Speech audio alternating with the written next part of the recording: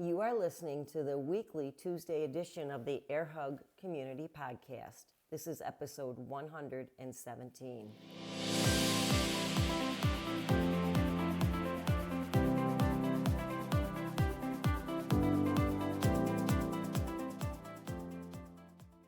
Hello and welcome to the Air Hug Community Podcast. If you're new here, this is a podcast kind of like personal development, kind of like a friend's chat, and definitely speaks to the midlife community. We are all about keeping it real, what works, what doesn't, and all the emotions. So grab a beverage or grab your dog leash or put on your walking shoes and get out in nature and have a listen. I hope you enjoy today's episode.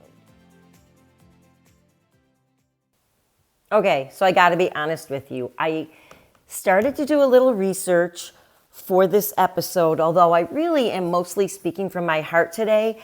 But I got this song stuck in my head because it reminds me a lot of what we're about to talk about. And so I got it stuck in my head and I'm like, okay, great. It's literally been in my head for 4 days. All right.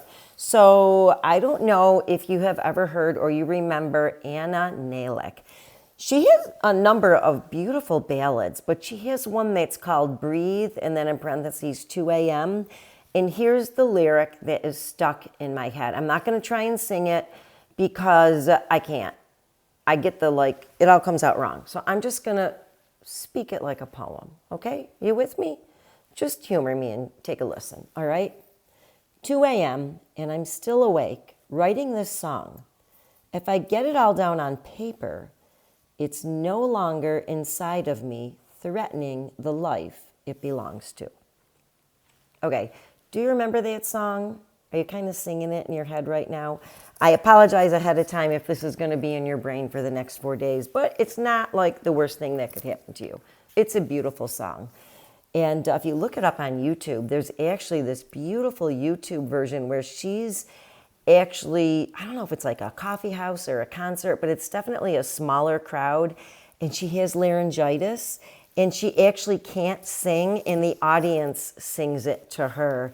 And when I was looking this up, because I wanted to actually make sure I got the lyrics right, I was so moved by that. It was actually beautiful. But anyways, I digress. So here's the thing. These lyrics remind me of my gratitude practice because I'm still awake writing this song. To me, I'm still awake writing in my diary. Although for me, it's not still awake. It's more like I just woke up because I tend to do it in the morning. But if I get it all down on paper, it's no longer inside of me. And this is how I feel like if I can just get my thoughts out of my head and express them actually as maybe not full sentences. Most of the time they're full sentences, but sometimes they're just phrases. I get them out of my brain and I get them out and I can just it really helps, and they stop threatening me. I'm not sure that they threaten me. Yeah, they do. When they're in my brain, they kind of swirl around in there, but when I get them out on paper, they make so much more sense. And this is today we're talking about gratitude and paper, getting it all out on paper. So spilling gratitude can really feel like a release, right? A release from our thoughts that are holding us hostage. Oh, I thought this would be a really good month to talk about a gratitude practice because this is November. I'm publishing this in November. And of course, American Thanksgiving is coming in for a brief day or a brief moment. Some people even do it for the whole month. We get kind of focused on gratitude. But I just wonder how much good does it really do us? Do we really just go through lip service? Do we do it because we're supposed to? So it's a traditional time to practice gratitude, but I got to tell you, the truth is that a lot of times we are just going through the motions. I can only speak for myself, so I'm not going to speak for anyone else, but there have been times in my life where I know I should practice gratitude. And anytime I get into the shoulds, What actually follows the shoulds are the guilts and the shames, all right? And I admit to having struggled with this and then having that crappy guilty and shame feeling for not being better at this. And there is where in my life, I don't know what you call her, but I call her Ms. Perfection striking again. She shows up way too often for my liking. I'm working on breaking up with her. It's a process. Can you relate? I don't know. Maybe you can, maybe you can't. So in the holiday season, right, which we are like, it's coming, and we're supposed to be gay and bright and happy and yada, yada, yada.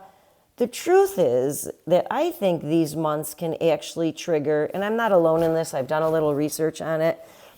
They trigger things that are more realistic for most of us, like anxiety and depression and feelings of inferiority and disappointment, especially when we hold high expectations, maybe don't voice those expectations, and then when they don't happen, we feel like shit. Especially like, have you ever had this feeling? Like when I was a young wife and a young mother, I wanted my house and my holidays to feel like a Hallmark movie. Well, the fact of the matter is that that's a fantasy. There are no holidays that are perfect like that. And again, that is Ms. Perfection striking my brain again, telling me that I'm not good enough, blah, blah, blah, blah, blah. Again, I don't know if you can relate, but I'm just sharing this. So pair that with actually not really feeling grateful, actually feeling kind of pissed and disappointed and even a little bit of feeling like a victim and allowing a little bit of self-pity. What happens? We have more guilt and shame. So how do we get around this? So first of all, I'm not here to tell you that you should do anything, but I did think it might be nice to share something, and I'm not promising any miracles if you do adopt what I'm about to say, but I thought it would be nice to just share some things that have helped with me. Number one is I keep my expectations low, and I take on the mantra that there are no perfect holidays and that every family has some form of dysfunction. Love it or leave it. Most of us just love it and don't complain about it. It is who we are, right? We don't have perfect family members or whoever we choose to spend families with. That's just the way it is. So cue up. Number one, I'm going to give you my acronym, IFF. Why? So IFFY is only if and only if you want to. So you can listen to what I'm about to say and basically take it or leave it. If and only if you want to, if it agrees with you, it's maybe an approach that you might like, or you might want to listen to it and be like, nah, that's not for me. But I'm going to share it anyway, just because I've gotten some feedback on it from other people in some groups that I happen to be in, and I've shared it, and it also works for me. So, like I said, you're welcome to listen and give it a try. So, I use some journal prompts to guide my thoughts because when I started journaling, like I said, I didn't do it perfectly, and there is no perfect, but I didn't actually do it as consistently as I wanted to. And there again, it's not something you have to do every day. I think you can do it, when you want to. And there's no demerits for not doing it, but I wanted to be more consistent in it because when I did do it, I felt better. And when I do it, I feel better. So this is why I'm sharing it. So number one, there's no demerits for not wanting to do this and not doing it. But getting grateful is associated with greater happiness.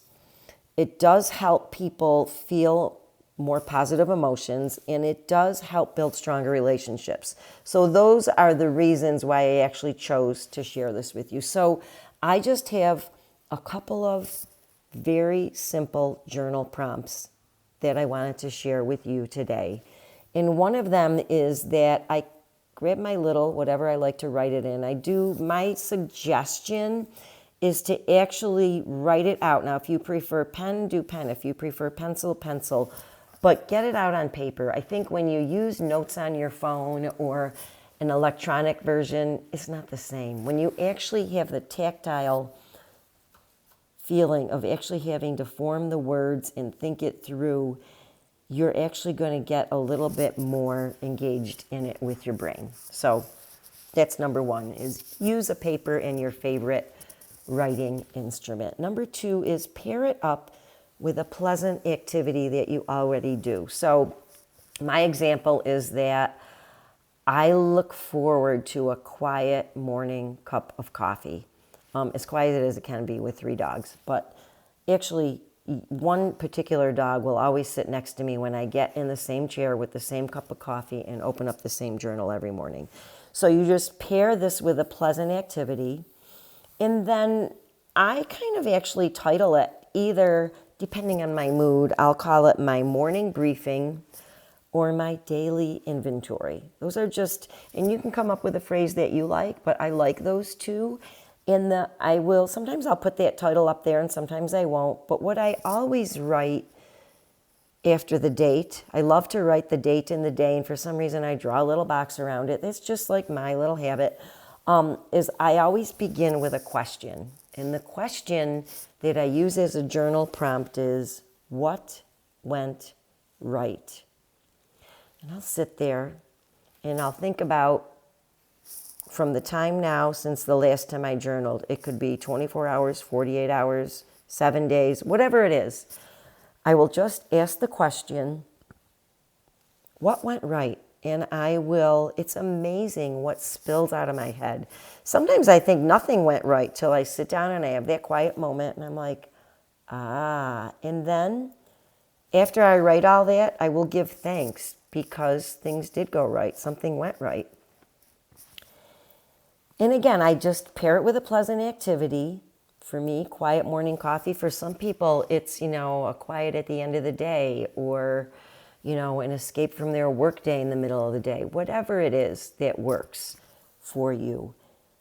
And I am so surprised how just writing down what went right, and sometimes it's a list, sometimes it's a paragraph, sometimes I tell a story.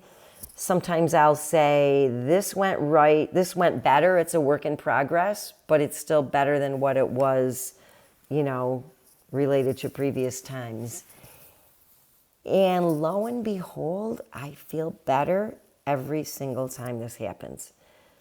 So I just wanted to share that. Also, if you'd like to dig a little bit deeper on reading about thank yous, this is a great read for the month of November. I read this book. I've actually read it a couple of times, a number of times. I think I've listened to it on Audible over walks and also read the Kindle version. It's called 365 Thank Yous, the Year a Simple Act of Daily Gratitude Changed My Life.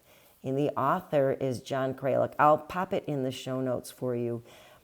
In fact, the first time I read this, I didn't do a year's worth of thank you notes, but I did make a list of thank yous that I thought were long overdue, and I actually wrote them down with a pen and paper and mailed them out to people. And wow, just following through with that and reading the book, I get why he wrote the book, and I'm not going to spoil it, but I think it would be an enjoyable read. Hey, if you're on the road or you've got some time or you're starting to feel maybe the blahs of the holiday coming up and you want to feel better, you might want to grab this book and maybe think about a journaling prompt that might work to you, or you're welcome to borrow the one that I suggested and give it a try. You know what? The big thing is the holidays don't have to be perfect. We don't have to be perfect. We just have to be who we are. And that's it. We are who we are. We're not perfect. And if misperfection starts getting into our brain, we can just kick her right out and just tell her she's not welcome and there is no perfect life. Amen to that, sister and brothers, if you're listening. So that's what I got today. I would like actually to follow this up with a episode on seasonal affective disorder and seasonal depression. So if that's something that you're interested in, stick around because it will be on a future episode here on the Air Hug Community Podcast. And as always, thank you so very much for lending me your ear and letting me share with you what has been on my midlife mind this particular week. Alrighty, take care, and we'll see you here next Tuesday.